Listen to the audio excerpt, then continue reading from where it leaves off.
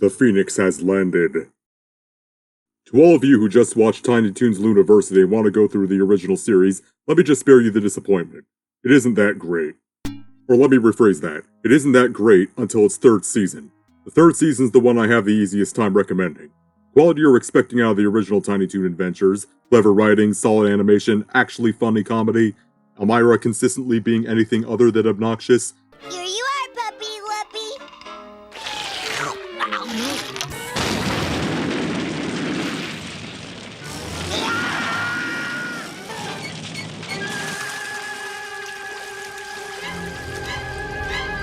Gracious, puppy. If you wanted a bath, you should have said so. And the show in general feeling like a proper next-gen Looney Tunes. It's the third season, and the direct-to-video movie that precedes it, How I Spent My Vacation, that you'll find the most of the qualities that I just mentioned. The third season of the show is its best, and I'm sure most of the people who've seen the original show would agree with me. Unfortunately, that third season also happens, and happened, to be its last. Because after that third season wrapped up, the staff decided to let certain zany-to-the-max siblings out of the water tower. It's time for Animaniacs, and we're zany to the max. And it came a bit too little too late when it came to the quality of the show as a whole, because the first two seasons, well, it's a lot more complicated. I'm not going to tell you they're bad, they do have episodes that hold up, but for everyone that does, there's at least one that's mediocre or less. You're probably already aware of how inconsistent the animation quality is, due to the show having so many studios involved. We're talking swings from nearly theatrical quality to the kind of thing that'd make Deke embarrassed. Mr. Popular, what if you have these friends and they, always want you to go along with what they want to do? Should you, do it or risk being called a mega weenie if you, don't? But let me be the one to tell you, this inconsistency rears its head in the show's other aspects as well these two seasons. Sometimes you get an episode that's hilarious all the way through. Sometimes you get an episode where not a laugh is to be found. Sometimes you'll get an episode that's a great showcase of a certain character. Other times you get Elmira being the embodiment of obnoxiousness. Sometimes you'll get an episode that feels worthy of the Looney Tunes name. Other times you'll get an episode that feels like it's making a mockery of it. Of course, I'm not here to talk about any of the bad episodes. I'm instead going to recommend to you an episode among the first 78 that I feel is one of the show's best episodes. One that I don't have any trouble recommending to a newcomer. And side tangent, yes, I did say 78. As in 78 episodes. You see, the first two seasons of Tiny Toon Adventures aired in syndication. And a rule at the time for a cartoon to air in syndication was that it had to have an order of 65 episodes. That's how the first season of the show ended up that long. The show's success during the initial 65 led to it being renewed for a second season, this time of 13 episodes, and then Fox picked up the show for its Fox Kids block, where it aired its 20-episode third season, as well as two specials that aired years later. But enough about the network practices and business of 30 years ago, let's introduce the subject of today's review. It's the 36th episode of the first season, and funny enough, it bears the title of the show that replaced TTA, plus an exclamation point. Animaniacs! Remember, we pronounce the exclamation points around here. Like, give me a break! And American Dad! And why did Cartoon Network carry you so goddamn much? Anyways, I considered a few different episodes in my mind for which Tiny Toon Adventures episode review before settling on this one. The other candidates I considered either didn't hold up as well as I remembered, or they're from season 3 and I found them too easy to recommend. So, Animaniacs! It is. What makes this episode so great, you may ask? Well, that's what we're here to find out. So let's dive in. And I mean that somewhat literally because this is a Plucky Duck episode, and Plucky being a Feligoline is a great swimmer, especially in the NES game where he's the only character worth using in level 2-2.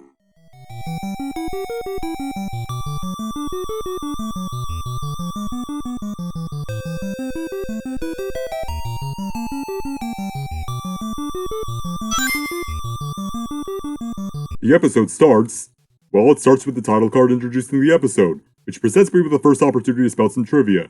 You'll notice if you're paying attention to the opening credits that a guy named Bruce Timm is credited with the storyboards. I bring this up because, yes, this is the Bruce Timm that would go on to be heavily involved in much of DC's animated projects since the 1990s, including most notably co-creating Batman the Animated Series. Why do I bring this bit of trivia up? Because this is a Plucky episode we're reviewing, and later in Tiny Toons' run there's an episode called The Return of Bat Duck that was a Batman Returns tie-in starring Plucky and is absolutely unhinged. Tim! I should be Catwoman, you know it! Look at me! It's unavoidable! Roar! Roar!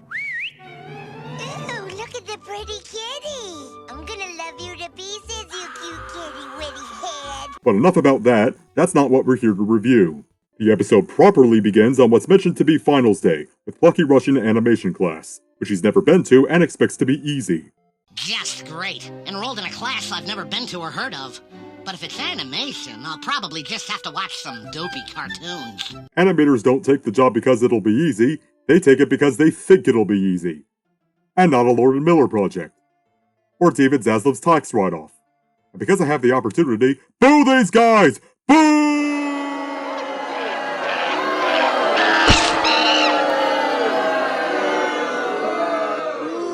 You suck! Of course, Plucky quickly realizes that animation is a much more tedious process than he believes it to be. What's going on? Where are the cartoons? We're making them for the animation festival tonight. You do know how to make a cartoon, don't you? Oh, sure. You get a camera, some weird scenery, and some goofy-looking people, and take pictures. I mean, he's not wrong. Only in the same way that it's not wrong to describe The Karate Kid as a movie about an old man teaching karate by having a student do chores. But he's not wrong. Buster Bunny decides that Plucky needs an animation lesson by subjecting him to his own Duck-a-Muck, which I actually think is a genius idea. Not just for the audience to point out, hey, it's like Duck-a-Muck from the original cartoons, but in universe as well. Daffy Duck is Plucky's mentor after all, the same way Bugs is Buster's and Babs's. So what better way to teach Plucky Duck than have him go through an experience like one of his mentors most famous? Most of the rest of the first act has Buster giving the audience a rundown on the process of animation. Well, what it was back in 1990, since, cells aren't a thing anymore. It begins with the writers. They dream up wacky situations for our cartoon actors to play out. From this basic situation, they think of the sight gags and jokes we call comedy beats.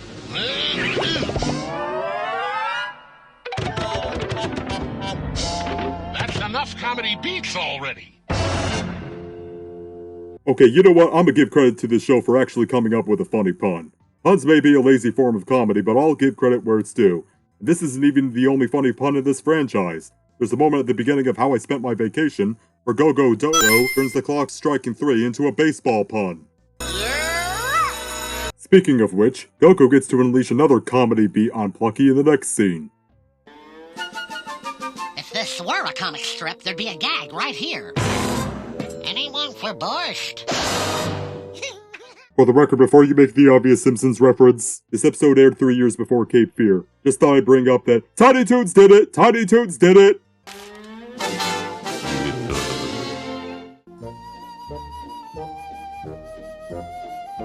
Old McPlucky had a farm. I was thinking of something in a chartreuse. What color even is chartreuse? It's chartreuse. If it were another color, it wouldn't have its own name. Well, Plucky's not far off at all. In fact, when we're talking about a landscape painting of a farm, chartreuse will far more likely than not be a color that ends up on the palette, because it's the color between yellow and green. Perfect for painting a sunny, grassy landscape. Oh, that's what chartreuse looks like. And while we're still talking about chartreuse, let me take the opportunity to flex my dissolve knowledge and give you a history lesson of chartreuse. The name itself comes from, well, the Chartreuse Mountains in France, but as a color, it originates from a drink derived from a recipe written by... Okay, bad pronunciation time. François Annibal d'Estrias in 1605, at first brewed by the Carthusian monks, albeit with alterations to the original recipe, in 1737.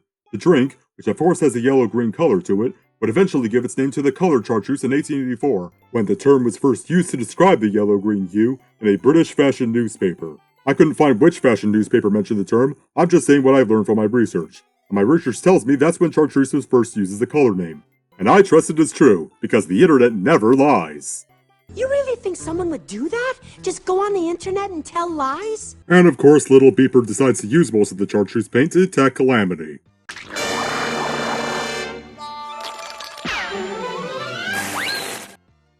Did you know the Roadrunner is a species of... That means if Go-Go were to use his catchphrase on Little Beeper, it'd be an insult rooted in scientific fact. The funniest kind, belonging to the Yo Mama family. Your mama's so cuckoo, she eats all the Cocoa Puffs. If you're the lucky artist called animator, fun means motion. With added drawings done by assistant animators, the finished animation looks like this. It's called a pencil test. Next, all those animation drawings you just saw get traced onto clear plastic sheets called cells, ready for painting. Unless you're Disney and had known of the art of Xerox for over 30 years before this episode aired. In fact, when exactly in 1990 did this air again? November 12th. Okay, so that was the week Rescuers Down Under came out. which means Disney had already moved on to digital inking and painting by then. Not to compare a TV show episode animated in Korea to a movie from the biggest animation studio there is, but my point stands.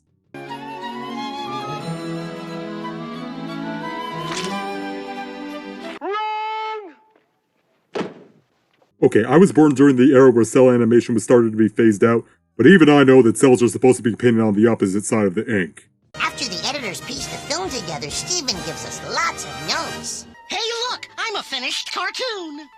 Then there's the most important element of a cartoon, the audience. And that's how a cartoon is made. Yeah, sort of. Especially considering, as I already said, a lot of that is dated. But whatever, let's get the rest of this review started. No! Listen, pal, let's discuss this thing sanely, huh? So Plucky, of course, tries to use the pen Buster had used for this lesson to make his own cartoon, but the pen isn't having any of it. The magic pen is for instructional use only. Plucky would totally use AI for his assignments, probably ChatGPT for his essays and Midjourney for his art projects. And then said AI would turn on him and expose him for the fraud he is in front of the whole school.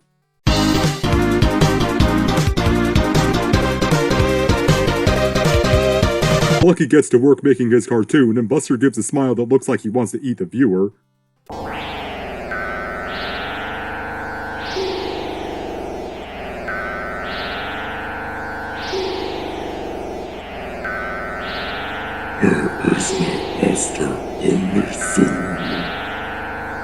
As we open Act 2 in the Teacher's Lounge, where Bugs reminds his fellow co-stars / co-workers about the upcoming Student Film Festival.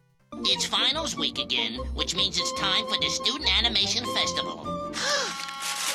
And I'm sure you're all dying to volunteer as judges. Ha! It's funny because student films suck. Or at least most of them do. Bugs chooses Daffy and Porky to judge the festival. I mean, if any three are gonna host it, it makes sense that it'd be the three most iconic characters in the franchise, as we transition back to Plucky as he gets frustrated making his cartoon. Hold it, pal. It's me, Buster. Buster? That's right. Now give me the sword, Toshiro. Toshiro? Kids even back in 1990 get that reference? Well, kids who didn't watch foreign films at least. For the record, it's a reference to Toshiro Mifune, actor in samurai films of the 1950s, particularly those directed by Akira Kurosawa, whose films I still need to watch. Also, Kilroy is here. Not that Kilroy! I'm trying to tell a story of power, passion, tragedy, and triumph. Perfect subject for a cartoon. It's funny hearing this line 30 years later where cartoons air on cable and streaming and aren't bound by network guidelines, which allows for stuff like this. Rosie, hurry! I just need to... Plucky details that he wants his cartoon to be about his life, including his early childhood, which leads to Buster figuring out that Plucky wants to learn how to do a flashback. Hey, what's going on? Everything's getting ripply. You get used to it. It's not Looney Tunes without that classic Coyote gravity. That's me as the baby with my first inner tube. This'll make a great opening scene.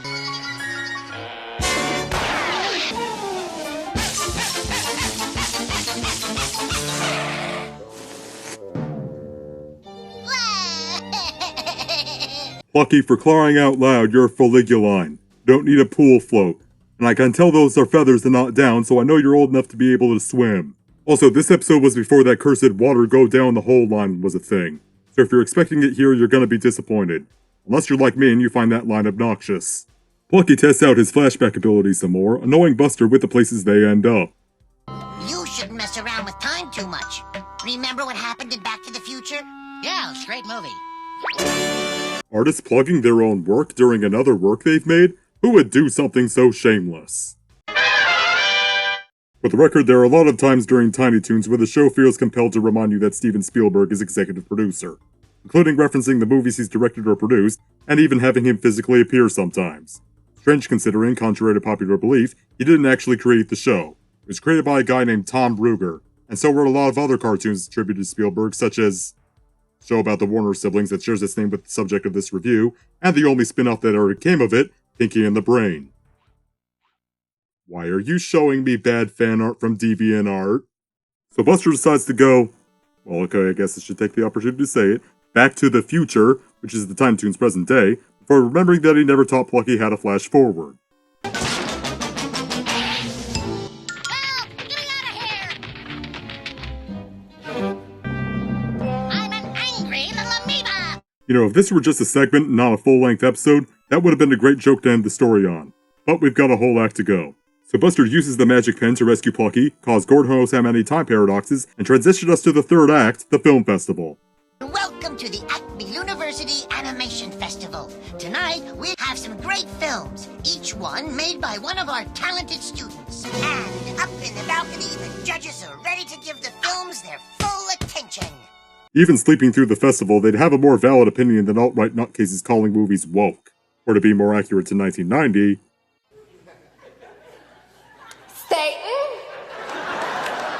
It's all the same insult, only the word changes. And it's been that way since at least the days of witchcraft in the 1600s. No, scratch that, there was also the Middle Ages and heretics. In fact, what was the quote again? Ah, there it is. Good quote. Sad it rings so true. Also, while I have the chance to bring it up, rabbits don't actually eat carrots. At least not in the wild. They eat leaves. Fun fact, the Looney Tunes franchise actually got that myth started in the first place. The whole eating a carrot and saying, "What's up, Doc?" is actually a reference to It Happened One Night, one of the earliest Best Picture winners and one of the oldest said to still hold up today. So if you see another cartoon leporine depicted with a carrot, you can thank Looney Tunes for pushing that misconception. And also know that it's an indirect and far more likely than not unintentional reference to a nearly 90-year-old movie. Most of the rest of the episode is just a showcase of the student films, so I'll just give a rundown of them and comment where I feel I need to. Elmira's is a rhyme with no sense of rhythm set to crude animation, Hampton's is an impressionist-looking film about him having a nightmare, and Dizzy's film is something that looks like what I imagine Bill Plimpton sees when he does, to which Daffy gives a reaction worthy of memes.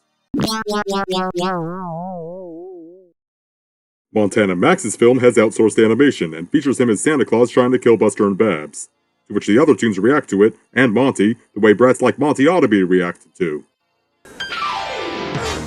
This is censorship! I'll sue! Hey, come to think of it, Monty kind of looks like a young Ron DeSantis. Is this his villain origin story in cartoon form? I say yes.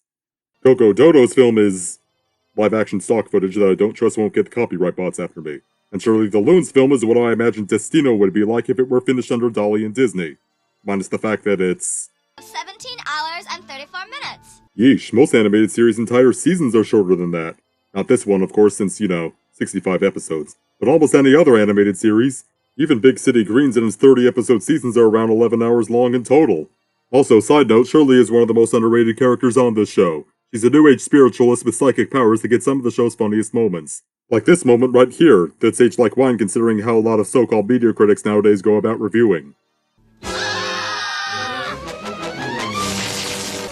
this year, we're keeping the judges inside for a change. Unlike most of the characters in Tiny Toon, she's not based on any character in particular, but apparently she is named after, and based on, actress Shirley MacLaine, who I've heard of and am familiar with some of her movies, but somehow I didn't know about her beliefs until writing this review. Apparently, though, it's pretty well documented.